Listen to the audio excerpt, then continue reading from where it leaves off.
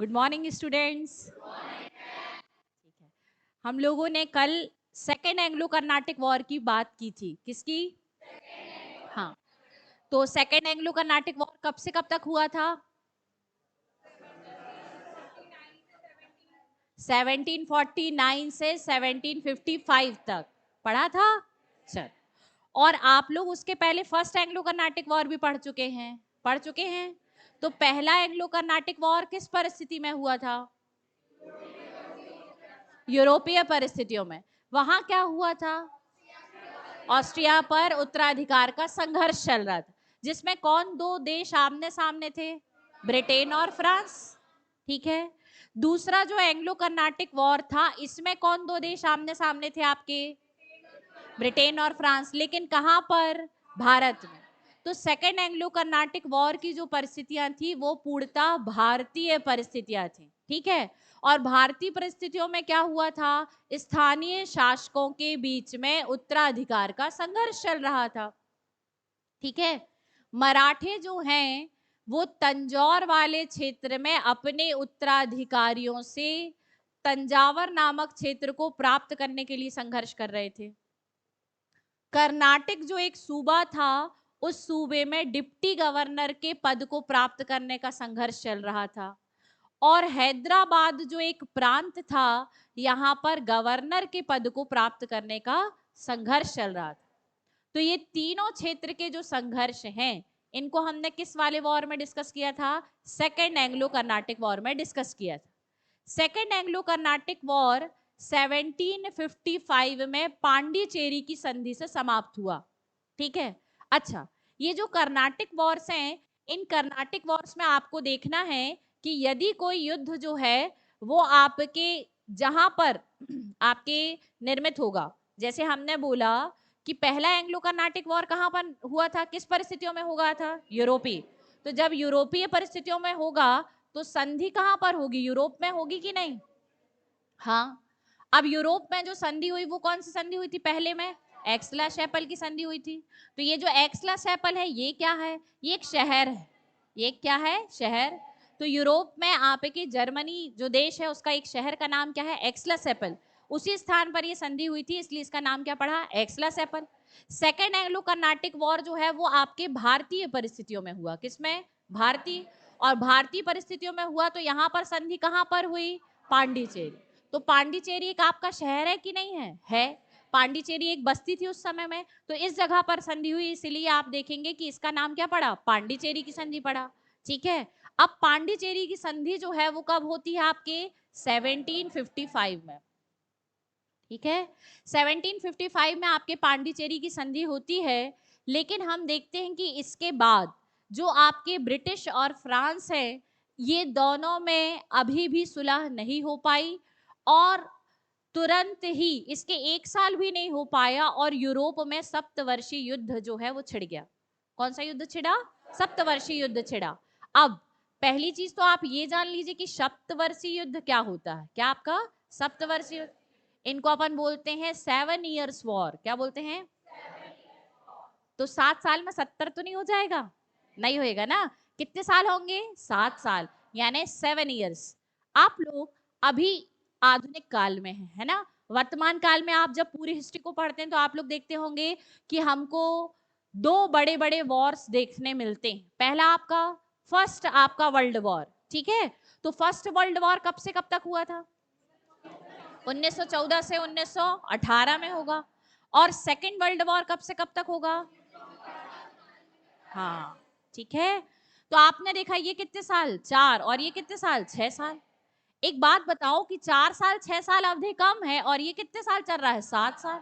तो ये ड्यूरेशन ज्यादा है कि नहीं? हाँ, अभी आप लोग देख रहे हैं कि वर्तमान में रूस और यूक्रेन के बीच में क्या चल रहा है? युद्ध चल रहा है ना?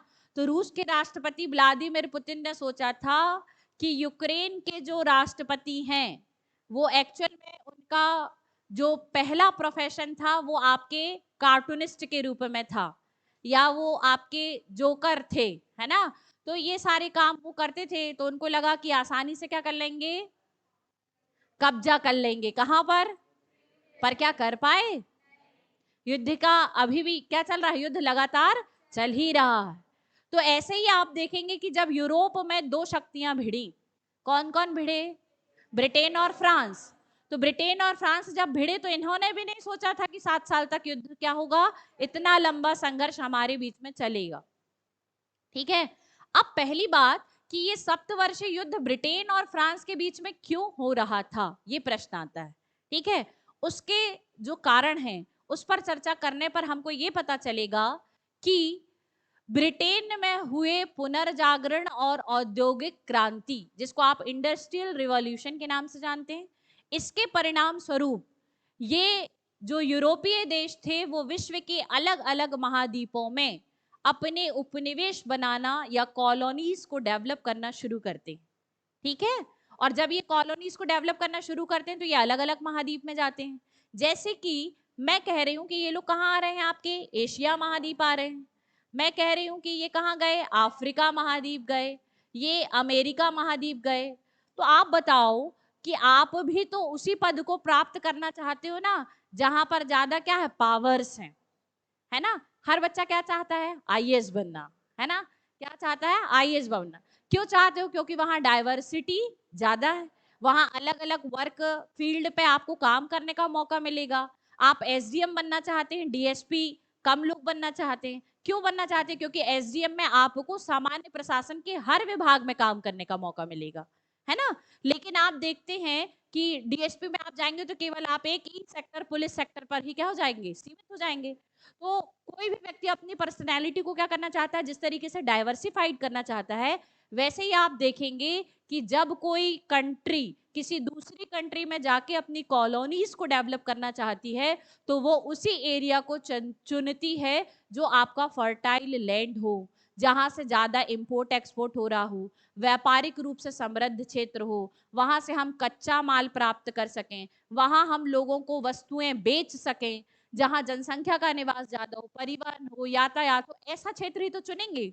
तो आप देखें कि एशिया या आपके अफ्रीका या अमेरिका किसी भी महाद्वीप में ये देश जब जाएंगे तो उन देशों में वे उन्हीं क्षेत्रों को चुनेंगे ना जहां पर संपूर्ण संसाधन और विकास है। और दोनों की दोनों देश उन्हीं क्षेत्र पर चुनकर अपने आप क्या करना चाहेंगे, बस्तियां या व्यापारिक कोठियों की स्थापना करना चाहेंगे। जैसे आप देख रहे हैं कि भारत में जो आपका क्षेत्र है, ये आपका कर्नाटक वाले क्षेत्र पर, यहाँ बंगाल वाले क्षेत्र पर, तो इन्हीं क्षेत्रों पर दोनों की लड़ाइयां क्यों हो रही है? ब्रिटेन भी चाह रहा है कि बंगाल पर कब्जा करें, फ्रांस भी चाह रहा है कि बंगाल पे कब्जा करें, ये भी चाह रहे हैं कि हम हैदराबाद रियासत कर्नाटक वाले क्षेत्र पर क्या करें, कब्जा करें। क्यों चाह रहे हैं? उसका कारण ये है कि आप देखेंगे कि जब ब्रिटेन ने भारत को कॉलोनी बनाया तो संपूर्ण एशिया महाद्वीप जो था, इस संपूर्ण एशिया महाद्वीप से ब्रिटेन को निर्यात होने वाले 100% में से 60% निर्यात अकेले ब्रिटेन करता था। कितना? बंगाल करता था। कौन करता था? ब्रिटेन। बंगाल करता था किसको? ब्रिटेन को। तो 60% कौन कर रहा है अकेले? बंगाल कर रहा है ब्रिटेन को। तो सोचो 100% में, वो भी पूरे एशिया महाद्वीप में अकेले कौन? बंगाल। ठीक है। तो अब यहां पर बात आती है कि इतना प्रॉस्परस लैंड, इतना वेल्दियर स्टेट, इस पर कौन नहीं कब्जा करना चाहेगा? दोनों चाहेंगे ना। इसीलिए आपकी क्या होगी? लड़ाई होगी।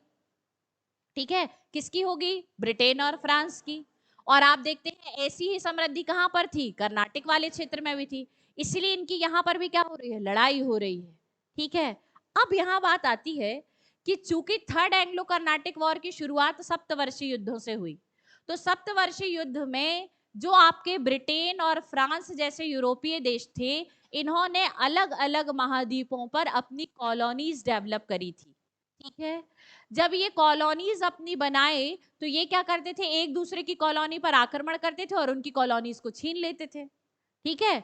और जब ऐसा बार बार होता था तो इनकी लड़ाई मुख्यतः कहां पर भी होती रहती थी? यूरोप में भी होती रहती।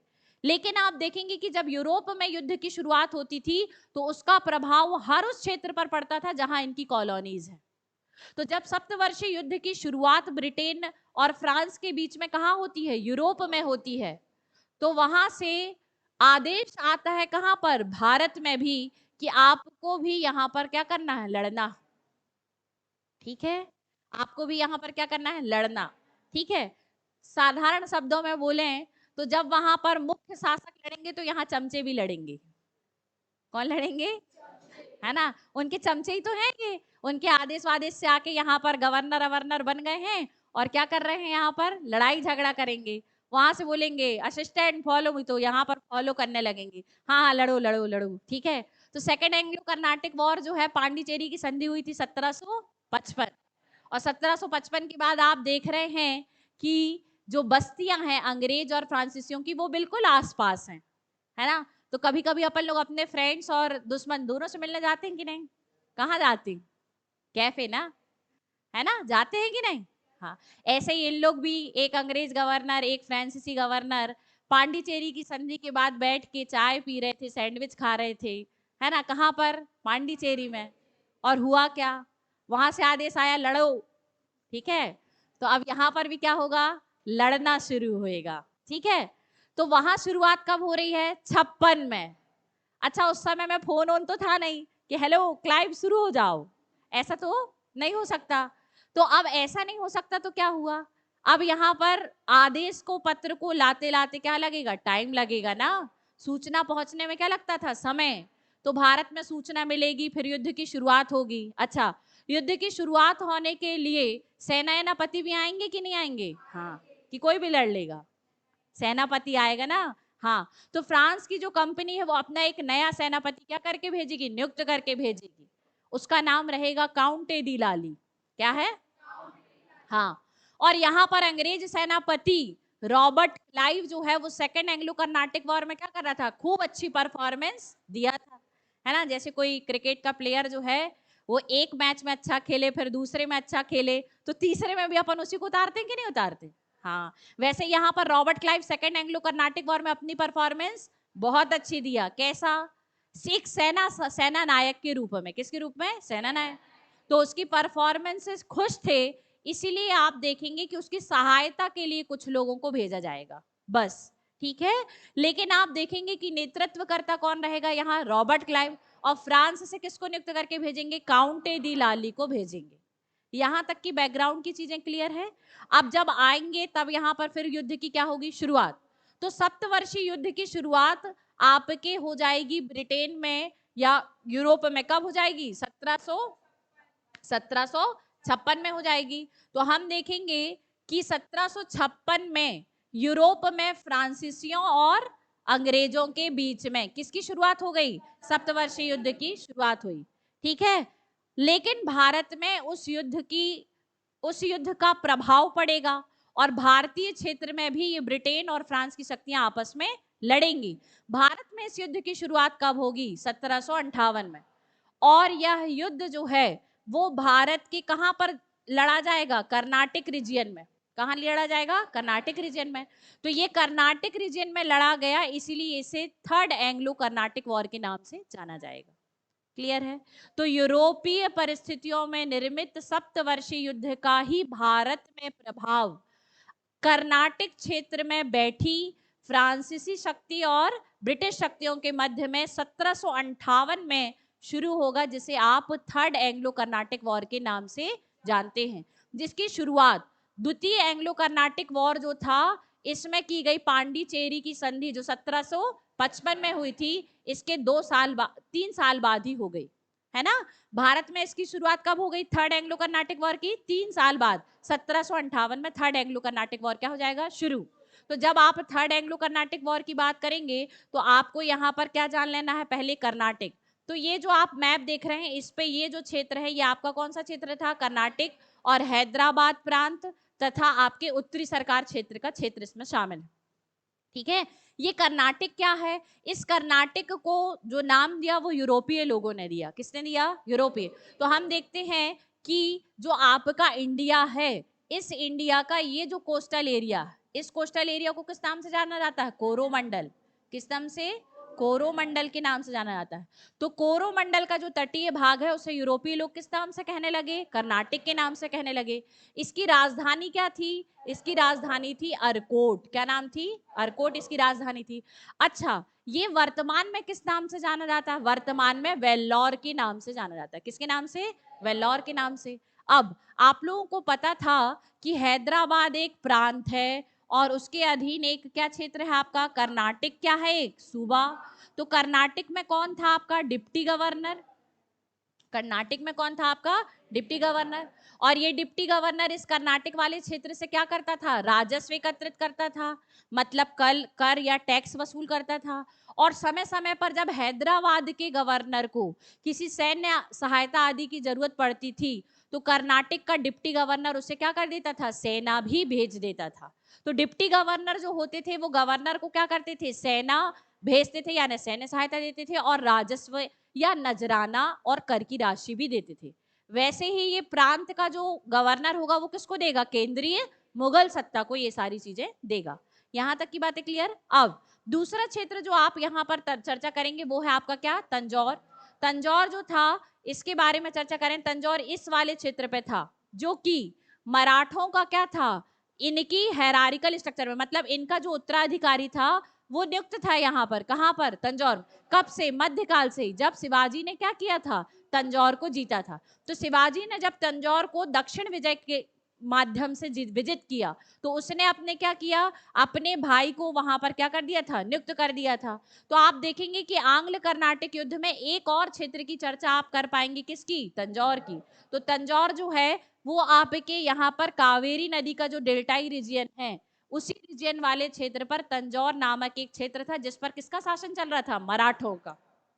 ठीक है, मराठे लोग जो हैं यहाँ पर भी किसका लड़ रहे थे, ये भी उत्तराधिकार का क्या लड़ रहे थे, संघर्ष लड़ रहे थे। तो दो चीजें आपको क्लियर है। ठीक है, अब इसके बाद जो है वो हम थर्ड एंग्लो कर्नाटिक वॉर के बारे में पढ़ेंगे। ठीक है, तो आपने थर्ड एंग्लो कर्नाटिक वॉर को पढ़ने की हम क्या करेंगे, शुरुआत, जिसमें हम देखेंगे कि ये जो वॉर था वो भारत में 1758 में शुरू हुआ, लेकिन ये किसका विस्तार है, यूरोप में हुए सप्तवर्षीय युद्ध का विस्तार है। तो यूरोप में सप्तवर्षीय युद्ध जो है वो कब से कब तक चले, 1756 से 1763 तक। और आप देखेंगे कि विश्व में या वैश्विक स्तर पर होने वाला अब तक का सबसे लंबा या दीर्घकालीन युद्ध था सप्तवर्षीय युद्ध, क्योंकि फर्स्ट वर्ल्ड वॉर 4 साल और सेकेंड वर्ल्ड वॉर 6 साल बस चला, ये कितने साल चला, 7 साल। और 7 साल में अपार जन धन और आर्थिक क्षति, सैन्य क्षति, ये सारी प्रकार की जो क्षतियां हुई कहां पर, यूरोप में। ठीक है, तो हम देखेंगे कि एक दीर्घकालीन युद्ध था जो कि 3 महाद्वीपों में लड़ा गया, अफ्रीका महाद्वीप, एशिया महाद्वीप और अमेरिका महाद्वीप, और उसके साथ साथ यूरोप में तो लड़ा ही जाएगा। ठीक है, तो इन महाद्वीपों में क्या हुआ, लड़ा, और इनकी क्या थी, बस्तियां थी, यूरोपीय देशों की बस्तियां 3 महाद्वीपों में थी। तो उन औपनिवेशिक क्षेत्रों में भी जो इनकी बस्तियां थी वहां पर भी ये आपस में क्या कर लेते थे, लड़ाई कर लेते थे। इसी कारण भारत में भी ब्रिटेन और फ्रांस की क्या थी, बस्तियां थी, और उन्हीं बस्तियों में जो आपके ब्रिटेन का गवर्नर और फ्रांसीसी गवर्नर है इनके बीच में क्या होगी, लड़ाई, और उस लड़ाई की शुरुआत 1758 ईस्वी में होगी। ठीक है, इस लड़ाई के दौरान आप देखेंगे कि जो आपकी फ्रेंच ईस्ट इंडिया कंपनी है, इस फ्रेंच ईस्ट इंडिया कंपनी ने शुरुआती दौर में ब्रिटिश ईस्ट इंडिया कंपनी के ऊपर दबाव बनाया। और आप देखेंगे कि ये जो आपका कर्नाटक वाला रीजन है, यहाँ पर फोर्ट सेंट डेविड जो कि कडालौर में स्थित थी, ये किसकी थी, ब्रिटिश ईस्ट इंडिया कंपनी की थी। इस पर उन्होंने क्या कर ली, विजय प्राप्त कर ली। उन्होंने विजयनगर क्षेत्र में भी क्या किया, अधिपत्य स्थापित किया। परंतु बाद में आपके अंग्रेजी ईस्ट इंडिया कंपनी जो है वो फ्रांसीसियों के विभिन्न क्षेत्रों को क्या कर लेती है, विजिट कर लेती है। जैसे आप देखेंगे चंद्रनगर वाला क्षेत्र, बालासोर, इसके अलावा कासिम बाजार, इन वाले क्षेत्रों को कौन कब्जा कर लेगा, आपके ब्रिटिश ईस्ट इंडिया कंपनी। तो प्रारंभ में फ्रेंच ईस्ट इंडिया कंपनी आपकी ज्यादा अच्छा परफॉर्मेंस कर रही थी और जीत रही थी, बाद में कौन भारी पड़ गई, ब्रिटिश ईस्ट इंडिया कंपनी भारी पड़ेगी, और अंततः आप देखेंगे कि युद्ध किसके पक्ष में चला जाएगा, ब्रिटिश ईस्ट इंडिया कंपनी के पक्ष में चला जाएगा। ठीक है, तो ये आप लोगों को यहाँ पर जानना है कि कैसे कैसे होगा। लेकिन ये जो थर्ड एंग्लो कर्नाटिक वॉर है, इसको पढ़ने से पहले आपको यहाँ पर कुछ व्यक्तियों की चर्चा करनी है जो इस थर्ड एंग्लो कर्नाटिक वॉर में अलग अलग क्षेत्र पर कब्जा करने के लिए सेना नायक के रूप में जाएंगे और अपनी भूमिका अदा करेंगे। ठीक है, तो सबसे पहले आप देखेंगे कि फ्रांसीसी गवर्नर की चर्चा करते हैं, किसकी, तो जब वहां पर आपके सप्तवर्षीय युद्ध की शुरुआत हुई तो फ्रेंच ईस्ट इंडिया कंपनी ने अपना एक सेना नायक और गवर्नर दोनों ही नियुक्त करके भेजा। किसको भेजा? काउंटे दी लाली को। किसको भेजा? काउंटे दी लाली को। तो काउंटे दी लाली जो है वो क्या नियुक्त होकर आया? फ्रांसीसी ईस्ट इंडिया कंपनी का नया गवर्नर नियुक्त होकर आया। ठीक है, अब आप देखेंगे ये बुस्सी है। कौन है आपका? बुस्सी। ये फ्रांस की जो आपकी सेना होगी, जो लड़ाई करने जाएगी, उसका क्या है? सेनापति, कमांडर है ये। तो आप देखेंगे ये बुस्सी कब से था? बुस्सी आपके सेकेंड एंग्लो कर्नाटिक वॉर से था। सेकेंड एंग्लो कर्नाटिक वॉर में जब आपके हैदराबाद वाले क्षेत्र को क्या किया गया? विभाजित किया गया। तो हैदराबाद वाले क्षेत्र में किसकी विजय हुई थी? मुजफ्फर जंग की विजय हुई थी। किसकी विजय हुई थी? हाँ। और जब मुजफ्फर जंग यहाँ का क्या बना? नवाब बना। तो फिर डुप्ले ने अपनी कूटनीति के तहत बुस्सी को उसकी सेना के साथ, फ्रांसीसी सेना के साथ हैदराबाद में ही क्या कर दिया? रहने के लिए आपके मनाया या संधि करी कि भाई आपको क्या करना पड़ेगा, हमने आपको जिताया है तो आपको क्या, किसको रखना पड़ेगा? हमारी सेना को रखना पड़ेगा। क्यों? क्योंकि डुप्ले को ये शक था कि कहीं British East India company Muzaffar जंग को लालच देकर अपने पक्ष में ना मिला ले। इसीलिए मुजफ्फर जंग की निगरानी के लिए उन्होंने किसको नियुक्त किया था? बुस्सी को। तो बुस्सी तो यहाँ पर सेनापति के रूप में कब से रह रहा था? सेकेंड एंग्लो कर्नाटिक वॉर के समय से ही रह रहा था। तो दो आपको काम आने वाले हैं, एक आएगा काउंटे दी लाली और दूसरा कौन आएगा? आपका बुस्सी। ठीक है, फिर आप देखेंगे कि इसी युद्ध के दौरान आपको अंग्रेज गवर्नर के बारे में भी ध्यान देना। किसके बारे में? हाँ, तो पहला आप देखेंगे किसके बारे में? Robert Clive. रॉबर्ट क्लाइव जब ब्रिटिश ईस्ट इंडिया कंपनी के काम के लिए भारत में आया तो सबसे पहले ये क्लर्क के रूप में भारत आया था। किसके रूप में? क्लर्क। क्लर्क के काम से प्रभावित होने के बाद इसने जो है वो सैनिक के रूप में अपना क्या किया? करियर शुरू किया। सैनिक के बाद फिर ये क्या बनेगा? सेना नायक बनेगा। और सेना नायक के रूप में इसने सेकेंड एंग्लो कर्नाटिक वॉर में अपनी भूमिका निभाई थी। कहां पर? अरकोट के युद्ध में। कहां पर? अरकोट के युद्ध में। तो अरकोट के युद्ध में ये इसने जीत दिलाई थी। किसको? ब्रिटिश ईस्ट इंडिया कंपनी को। इसके अलावा कहां पर? त्रिचनापल्ली। कहां पर? त्रिचनापल्ली के युद्ध में। तो जब आपके अरकोट और त्रिचनापल्ली के युद्ध में आपके रॉबर्ट क्लाइव ने क्या की? जीत दिलाई ब्रिटिश ईस्ट इंडिया कंपनी को। किस वॉर के दौरान? Second Anglo Carnatic war. तो भाई इसकी सैन्य क्षमता अच्छी है कि नहीं है? तो स्वाभाविक सी बात है कि ब्रिटिश ईस्ट इंडिया कंपनी इसी की सैन्य क्षमता का उपयोग किसमें करेगी? थर्ड एंग्लो कर्नाटिक वॉर में भी करेगी। ठीक है, इसके अलावा आप देखेंगे कि एक सेना नायक जो सहायक के रूप में आएगा वो कौन आएगा? आपका वॉटसन, जो कि आपके चंद्रनगर। अब एक बात बताइए कि चंद्रनगर कहां पर है? चंद्रनगर यहाँ पर है, पश्चिम बंगाल। कहां पर है? पश्चिम बंगाल। तो ये जो लोकेशन है वो आपके है चंद्रनगर की। आप लोगों को लोकेशन क्लियर होना चाहिए। ठीक है, तो चंद्रनगर वाले क्षेत्र पर कब्जा करने में कौन मदद करेगा? वॉटसन। अच्छा, ये वाला क्षेत्र जो है वो आपका क्या कहलाता है? उत्तरी सरकार। और उत्तरी सरकार वाले क्षेत्र पर कब्जा करने के लिए जो मदद करेगा वो है आपका कर्नल फोर्ड। कौन है आपका? हाँ। और लास्ट में जब आपके वांडीवास का युद्ध होगा। कहाँ का युद्ध? हाँ। तो आप लोग देखेंगे कि ये जो आपका मैप है, यहाँ पर है मद्रास। क्या है आपका? मद्रास। और मद्रास के बाद आप यहाँ देखेंगे कि ये है आपका पांडिचेरी। ठीक है, तो मद्रास और आपके पांडिचेरी के बीच में, किसके बीच में? मद्रास और पांडिचेरी के बीच में एक जगह थी जिसका नाम था वांडीवास। तो वांडीवास पर जब आपके कब्जा करने जाएंगे तब ब्रिटिश ईस्ट इंडिया कंपनी की सेना का नेतृत्व आयरकूट ने किया। किसने किया? तो थर्ड एंग्लो कर्नाटिक वॉर को पढ़ने से पहले आप Robert Clive, Watson, colonel Ford और आयरकूट, ठीक है, इन सभी के बारे में क्या कर लें? जान लें। तो सभी को क्लियर है? ठीक, चलिए अब आगे बढ़ते हैं। थर्ड एंग्लो कर्नाटिक वॉर की क्या करेंगे? शुरुआत। तो किसी भी युद्ध को जब आपके शुरू होता है तो कोई ना कोई तो तत्कालिक कारण होता है। तो आप देखेंगे कि इसका तात्कालिक कारण क्या था? यूरोप में हुआ सप्तवर्षीय युद्ध। उस सप्तवर्षीय युद्ध के माध्यम से इनको ऑर्डर प्राप्त हुआ कि आपको यहाँ पर भी क्या करना है? लड़ाई करना है। तो इन्होंने यहाँ पर क्या की? लड़ाई। लड़ाई की शुरुआत किसने करी? तो हम देखेंगे कि लड़ाई की शुरुआत वो व्यक्ति करेगा जो आपका कैसा है? ज्यादा सशक्त है, जिसके पास पैसा है। जिसके पास क्या है? पैसा है, धन है, समृद्धि है। तो हम देखते हैं कि ब्रिटिश ईस्ट इंडिया कंपनी जो है वह आपके 1757, कब आपके? 1757 में बंगाल में प्लासी का युद्ध लड़ चुकी थी। कौन सा युद्ध लड़ चुकी थी? प्लासी का युद्ध। और प्लासी के युद्ध के पश्चात बंगाल में अप्रत्यक्ष रूप से अपना शासन स्थापित किया और स्थापित करके इन्होंने बंगाल में द्वैध शासन की शुरुआत करी। किसकी शुरुआत करी? और द्वैध शासन के अंतर्गत इन्होंने जो बंगाल का नवाब था उससे राजस्व अर्थात दीवानी मामले ले लिए। कौन से मामले ले लिए? दीवानी मामले। और दीवानी मामलों का संबंध किससे होता है? कर से, टैक्स से या राजस्व से होता है। तो अब आप बताएं कि ये बंगाल जो आपका बहुत ही समृद्ध क्षेत्र था, जिससे ब्रिटेन को कितना परसेंट निर्यात होता था? 60% का निर्यात होता था। तो इतने वेल्दियर स्टेट में टैक्स ज्यादा आएगा कि नहीं आएगा? आएगा। तो अब यहाँ पर इनके पास क्या है? बहुत सारा पैसा है।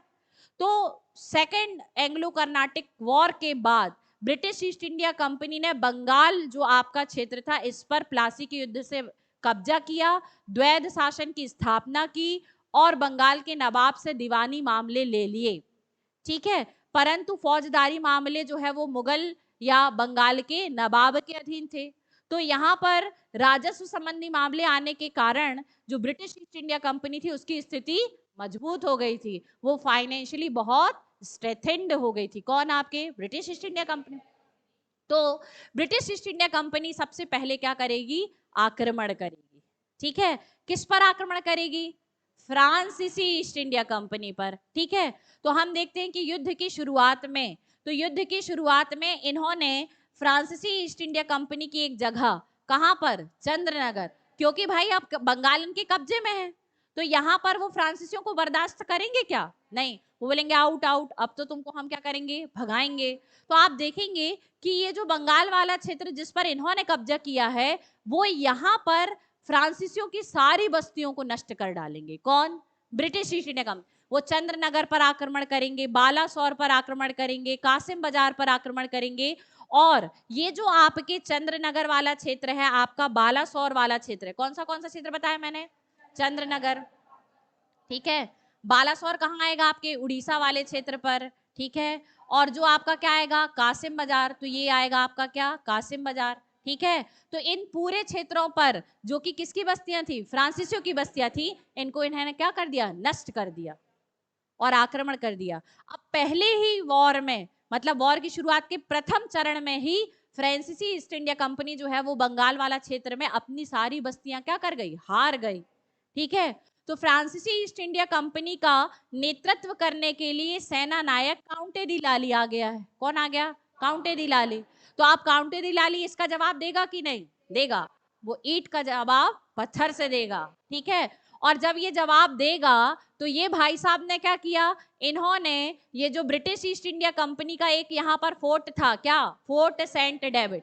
तो इस फोर्ट सेंट डेविड पर फ्रांसीसी ईस्ट इंडिया कंपनी की सेना नायक काउंटे दी लाली ने आपके आक्रमण किया और जीत भी लिया। तो एक तरफ विजय उनकी और एक तरफ विजय इनकी, मतलब अभी दोनों टीम कैसे हैं? 1-1। ठीक है, ब्रिटिश ईस्ट इंडिया कंपनी कहां पर 1-1 है? ब्रिटिश ईस्ट इंडिया कंपनी कहां पर है? बंगाल में। बंगाल में फ्रांसीसियों की बस्ती जीतकर 1 स्कोर कर पाई है, और जो फ्रांसीसी ईस्ट इंडिया कंपनी है ये फोर्ट सेंट डेविड को जीतकर क्या कर पाई है? 1 स्कोर कर पाई है। क्लियर है? अभी दोनों कैसे हैं? इक्वल है ना।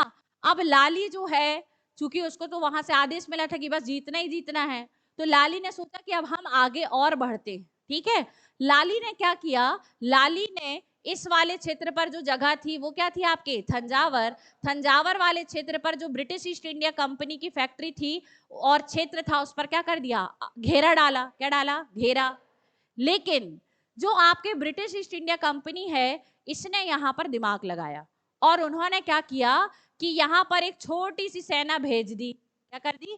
छोटी सी सेना भेज दी, और छोटी सी सेना भेज को ये बताने का प्रयास किया कि अच्छा ठीक है हम तो यहाँ पर आपसे क्या करने वाले हैं? लड़ाई। लेकिन यहाँ लड़ाई वड़ाई की नहीं, और जो आपका लाली है वो यहाँ पर घेरा डाले बेचारा बैठा है ऐसे करके। ठीक है, कि अब होएगी लड़ाई, अब होगी लड़ाई, अब ब्रिटिश सेना आएगी, फिर आमने सामने बिल्कुल ऐसे लड़ेंगे। ठीक है, कौन? लाली सोच रहा, और घेरा डाले बेचारा बैठा है। और ब्रिटिश ईस्ट इंडिया कंपनी यहाँ क्या कर रही है? चालाकी। उसने बहुत छोटी सी सेना भेजी है और लड़ाई वड़ाई वो यहाँ पर नहीं कर रही है। तो ये जो तंजावर का घेरा है ये बहुत दीर्घकाल तक डला रहा।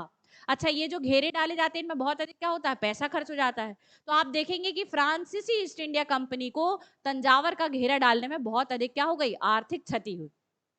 और जब ब्रिटिश ईस्ट इंडिया कंपनी यहाँ नहीं लड़ी तो उनको क्या करना पड़ेगा, घेरा उठाना पड़ेगा।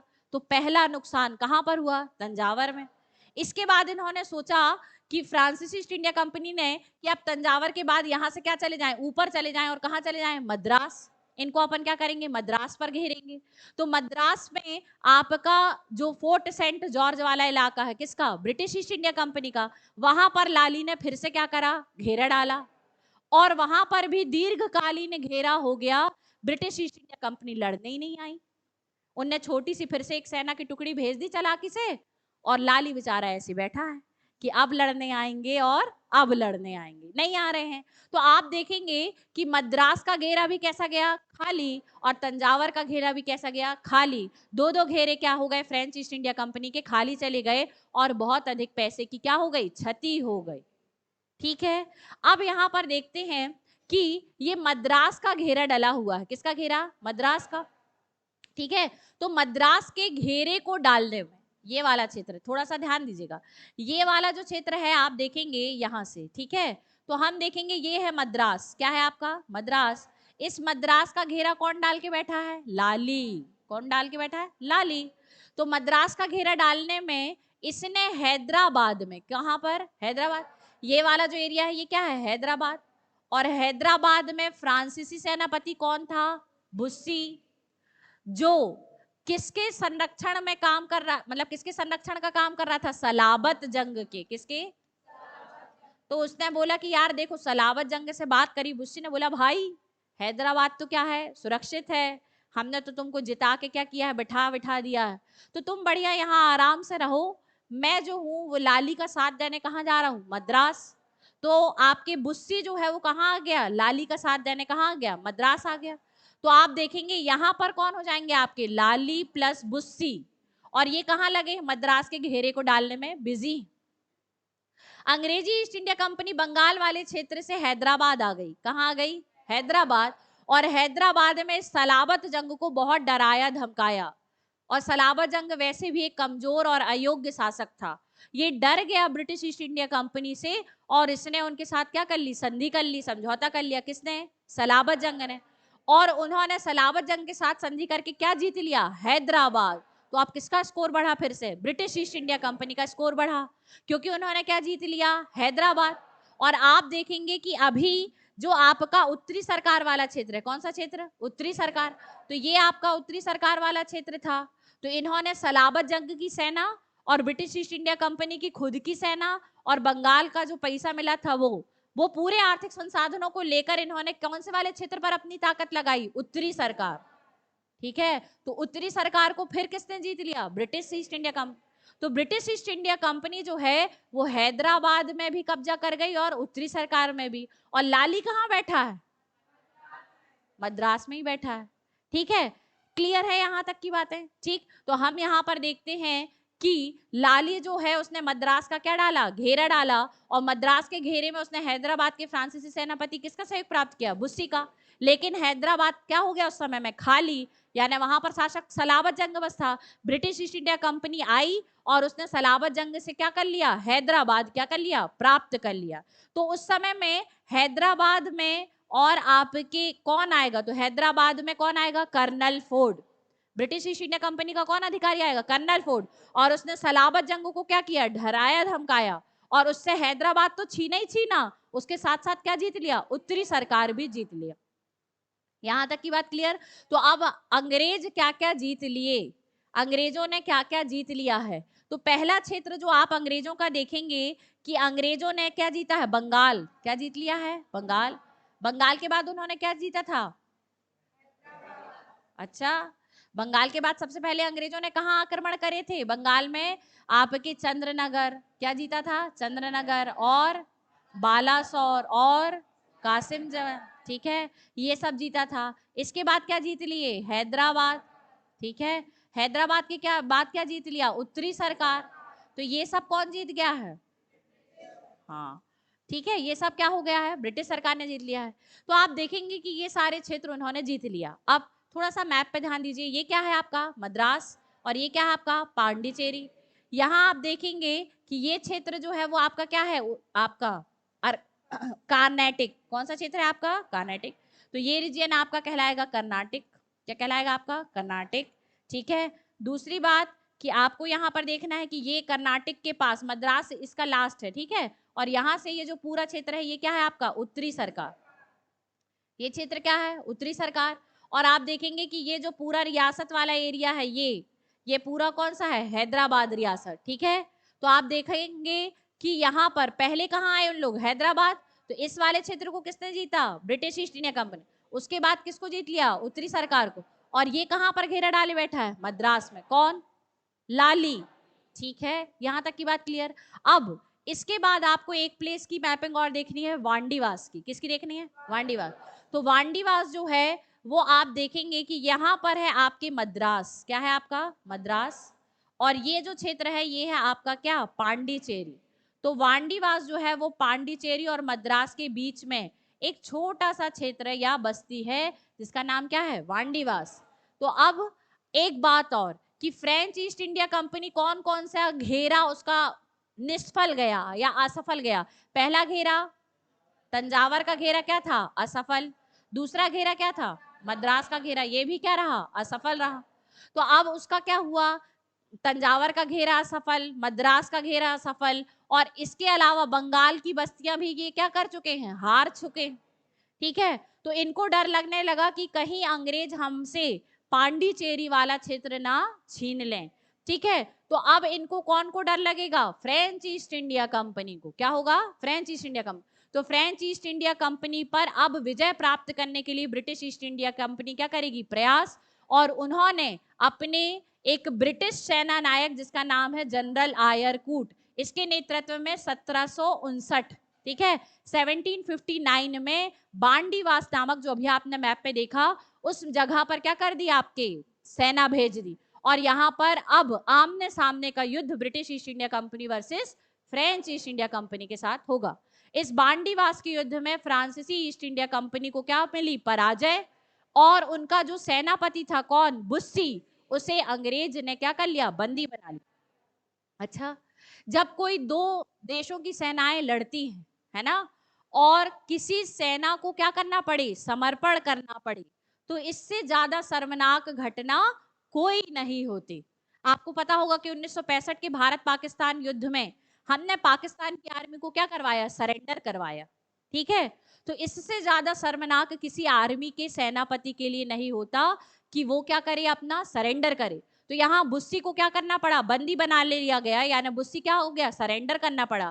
फ्रांसीसी सेना सरेंडर करी, और जब फ्रांसीसी सेना सरेंडर करेगी तो यहाँ से जो आपका गवर्नर है कौन लाली, वो भाग जाएगा कहाँ पांडिचेरी।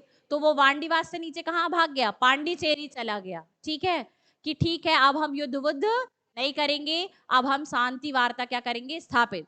तो भारत में थर्ड एंग्लो कर्नाटिक वॉर की समाप्ति 1760 में ही हो जाती है। किसमें हो जाती है 1760 में।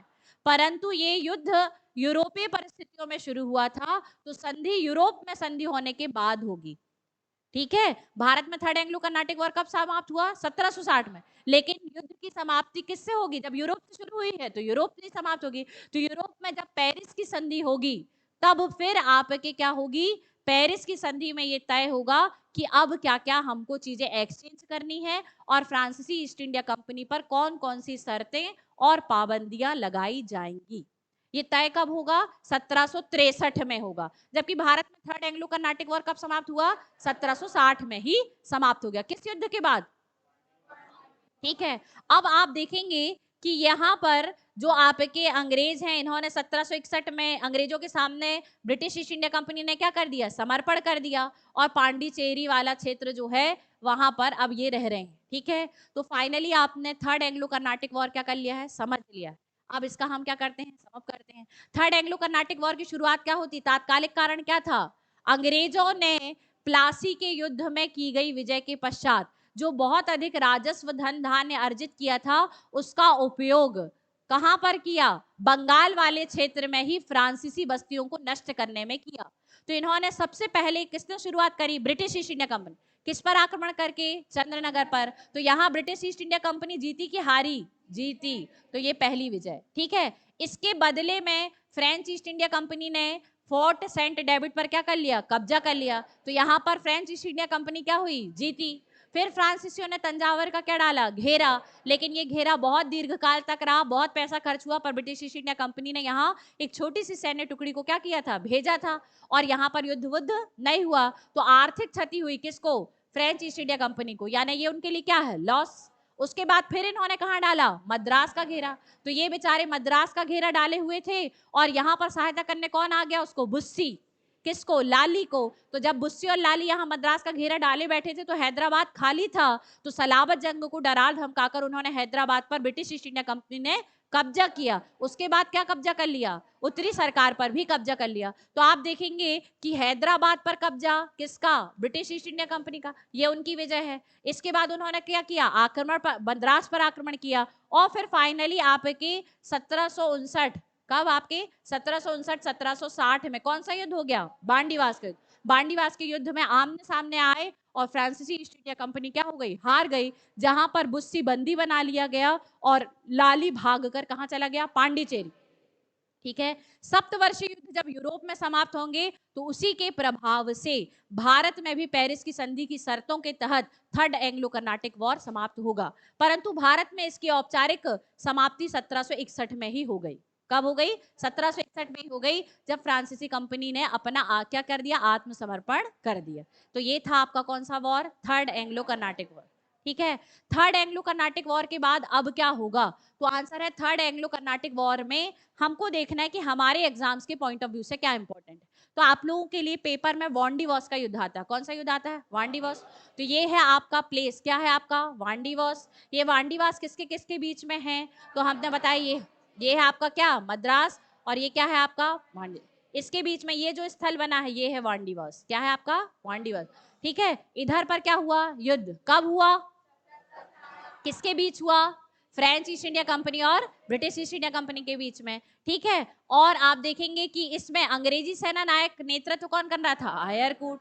और फ्रांस का जो सेना नायक कौन था? वो था बुस्सी। इसमें गवर्नर कौन साथ दे रहा था? लाली। और यहाँ गवर्नर कौन साथ है आपके? Robert Clive. कौन है आपके? Robert Clive. तो यहाँ पर रॉबर्ट क्लाइव प्लस आयरकूट, और यहाँ पर आपके बुस्सी प्लस लाली। हारे कौन? फ्रांसीसी सेना, और सेनापति बुस्सी को बंदी बना लिया गया। फाइनली वांडीवास का युद्ध भारत में फ्रांसीसियों के साम्राज्य का अंत है। ठीक है। तो यह युद्ध जो है वो सबसे निर्णायक युद्ध है, जिसमें आपने देखा कि अंग्रेजों ने अब फ्रांसीसियों के साम्राज्य का पूर्णतः सफाया कर दिया। अब ये क्लियर हो गया कि अब भारत में सिर्फ और सिर्फ कौन शासन करेंगे? अंग्रेज। और अब अंग्रेज संपूर्ण भारत में अपने एक छत्र राज्य की स्थापना करने का प्रयास करेंगे। अब वो स्थानीय शासकों के साथ संघर्ष करके अलग अलग क्षेत्रों को जीतेंगे। क्लियर है? तो इसीलिए वांडीवास का युद्ध पेपर में पूछा जाता है, क्योंकि यह अंग्रेजों की भारत में साम्राज्य स्थापना के लिए एक नया गेट जो है खोलता है, और यहां से अंग्रेज अब एंटर करके अपना खुद का वेलकम करवाएंगे। ठीक है। और वेलकम करवा के यहाँ पर अपनी सत्ता की क्या कराएंगे? स्थापना कराएंगे। इसीलिए वांडीवास का वो युद्ध आपको क्या रखना है? याद। Third Anglo Carnatic war Paris की संधि से क्या होता है? आपके समाप्त होता है। और याद रखिएगा कि जब यूरोप में सप्तवर्षीय युद्ध समाप्त हो जाएंगे तो पेरिस की संधि होगी। पेरिस की संधि के तहत फ्रांसीसी बस्तियां पुनः अंग्रेजों को और फ्रांसीसियों को, दोनों ने जो जो एक दूसरे के क्षेत्र जीते थे वो क्या कर दिए जाएंगे? वापस कर दिए जाएंगे। फ्रांस को बोल दिया जाएगा कि अब आप भारत में सेना नहीं रख सकेंगे। क्या नहीं रख सकेंगे? सेना नहीं रख सकेंगे। ये पाबंदी लगा दी जाएगी। किस पर? फ्रांसीसियों पर।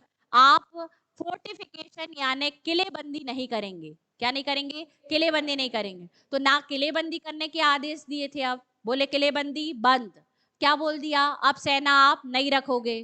तो आप क्या, अब जब दोनों ही काम नहीं कर सकते तो फिर क्या? ठीक है। तो सिर्फ क्या करोगे? व्यापार। पेरिस की संधि में ये शर्त क्या हुई? स्वीकार हुई। और फाइनली आप देखेंगे कि फ्रांसीसी लोग जो है वो पांडिचेरी, माहे, कराईकल, यनम इन्हीं क्षेत्रों में सीमित रह जाएंगे, और फिर वे आगे लंबे समय तक क्या करेंगे? भारत के साथ व्यापार करेंगे। हाँ, क्या ऐसा कभी नहीं हुआ इस युद्ध के बाद कि फ्रांसीसी सेना ने पुनः प्रयास किए हों कि हम भारत में अपनी क्या करें, सत्ता की स्थापना करें? किया था।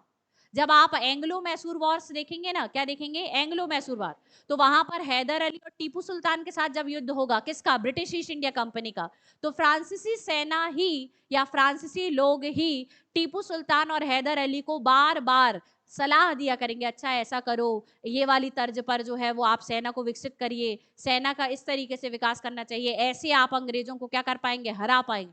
तो ये सामने आकर फ्रंट फेज पर आकर नहीं रोल करे, लेकिन बैक साइड पर तब भी अपना रोल अदा करते रहे।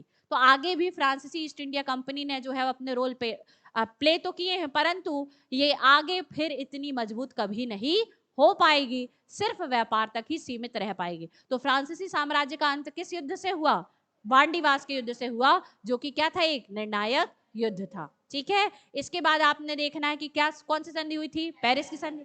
हमारे यहाँ तो 1760 में ही थर्ड एंग्लो कर्नाटिक वॉर क्या हो गया? समाप्त। लेकिन पेरिस की संधि, वहां पर सप्तवर्षीय युद्ध कब समाप्त होंगे? 1763 में। तो 1763 में जब यूरोप में फ्रांसीसी और अंग्रेजों के बीच कौन सी संधि हुई? पेरिस की। तो भारत में भी यह थर्ड एंग्लो कर्नाटिक वॉर क्या हुआ? समाप्त। इसके तहत क्या हुआ? पांडिचेरी और चंद्रनगर फ्रांसीसियों को क्या कर दिए गए? लौटा दिए गए।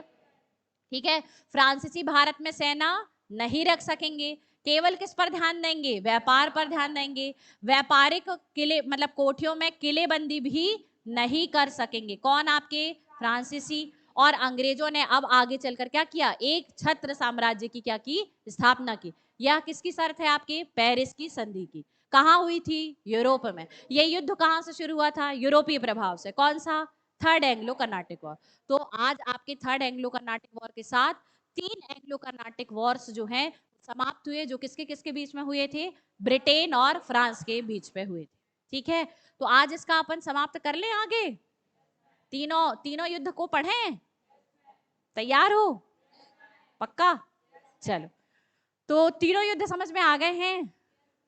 ठीक है, पहला एंग्लो कर्नाटिक वॉर कब से कब तक हुआ? 1746 से 1748। लेकिन आप देखते हैं इसकी शुरुआत कहाँ, किस परिस्थिति में हुई थी? ठीक है, यूरोप में क्या हुआ था? ऑस्ट्रिया पर उत्तराधिकार का संघर्ष हुआ था। उसी का क्या था? ये भारतीय विस्तार था। ठीक है, तो पहला युद्ध कब से कब तक? ठीक है, किस परिस्थिति में? यूरोप में क्या हुआ था? ऑस्ट्रिया में उत्तराधिकार का संघर्ष। सेकेंड एंग्लो कर्नाटिक वॉर भारतीय परिस्थितियों पर हुआ। किस पे हुआ? और भारतीय परिस्थितियों में क्या हुआ था? भारतीय परिस्थितियों में ये हैदराबाद, कर्नाटक और मराठों का तंजौर, इस वाले 3 क्षेत्र में जो स्थानीय शासक थे उन पर क्या चल रहा था? उत्तराधिकार का संघर्ष। हैदराबाद में नवाब और कर्नाटक में आपका डिप्टी गवर्नर के पद के लिए, और तंजौर में मराठा के भी उत्तराधिकार के संघर्ष थे। तो इनके उत्तराधिकार का संघर्ष का लाभ किसने उठाया था? ब्रिटेन और फ्रांस ने। तो हम देखते हैं, लेकिन निर्मित क्या था? भारतीय परिस्थितियां थी। किस वॉर का? Second Anglo Carnatic. तो भारत में कर्नाटक क्षेत्र पे ही हुआ। स्थानीय क्षेत्रों में या स्थानीय शासकों के बीच में क्या था? उत्तराधिकार का संघर्ष, जिसका लाभ किसने उठाया? ब्रिटिश ईस्ट इंडिया कंपनी और फ्रेंच ईस्ट इंडिया कंपनी ने। तृतीय एंग्लो कर्नाटिक वॉर कब से कब तक? भारत में 1758 से 1763। लेकिन ये किसका विस्तार था? ये यूरोपीय विस्तार था। ये सप्तवर्षीय युद्ध कब से शुरू हुआ था? 1756 से 1763। ठीक है, तो यूरोप में ब्रिटेन और फ्रांस लड़ रहे थे, तो फिर उनके वहां से आदेश आए कि अरे तुम लोग भी यहाँ क्या करो? लड़ना शुरू करो। तो यहाँ पर भी क्या होगी? लड़ाई। ठीक है, कौन लड़ेंगे? ब्रिटेन और फ्रांस। तो यहाँ शुरुआत होगी 1758 से 1763। तो पहला किस परिस्थिति में? दूसरा और तीसरा? ठीक है, क्लियर है? यहां तक की बात है। चलो, अब इसके बाद आप देखते हैं कि पहले कर्नाटक वॉर में फ्रेंच ईस्ट इंडिया कंपनी को लीड किसने किया था? डुप्ले ने। सेकंड में भी किसने किया? डुप्ले ने ही किया। लेकिन आप देखेंगे कि यहाँ अंग्रेजी ईस्ट इंडिया कंपनी को लीड किसने किया? Robert Clive. और सेकेंड एंग्लो कर्नाटक वॉर में आप देखते हैं कि रॉबर्ट क्लाइव क्या कर लिया? जीत गया। जीता था ना? फाइनली किसके पक्ष में आया था निर्णय? ब्रिटिश ईस्ट इंडिया कंपनी के पक्ष में आया था। ठीक है, और संधि कौन सी हुई थी? पांडिचेरी की हुई थी। ठीक है, फिर आपने देखा कि तीसरा युद्ध में भारत में जो आपके फ्रेंच ईस्ट इंडिया कंपनी और ब्रिटिश ईस्ट इंडिया कंपनी लड़ी, तो नेतृत्व करता फ्रांस की तरफ से कौन था? काउंटे दी लाली। और कौन था? बुस्सी। कौन था आपका? बुस्सी। और यहाँ पर Robert Clive general Eyre Coote, colonel Ford, ठीक है। तो ये सब लोग जो है वो आपके क्या थे, सहयोगी, ठीक है। और इनके नेतृत्व में थर्ड एंग्लो कर्नाटिक वॉर क्या हुआ, लड़ा गया। जीता कौन, ब्रिटिश ईस्ट इंडिया कंपनी, ठीक है। और अब आप देखेंगे कि पहला जो एंग्लो कर्नाटिक वॉर है वो किस संधि से समाप्त हुआ, कब हुई थी, 1748। दूसरा एंग्लो कर्नाटिक वॉर कब समाप्त हुआ, और तीसरा पेरिस की संधि से, कब, 1763, ठीक है।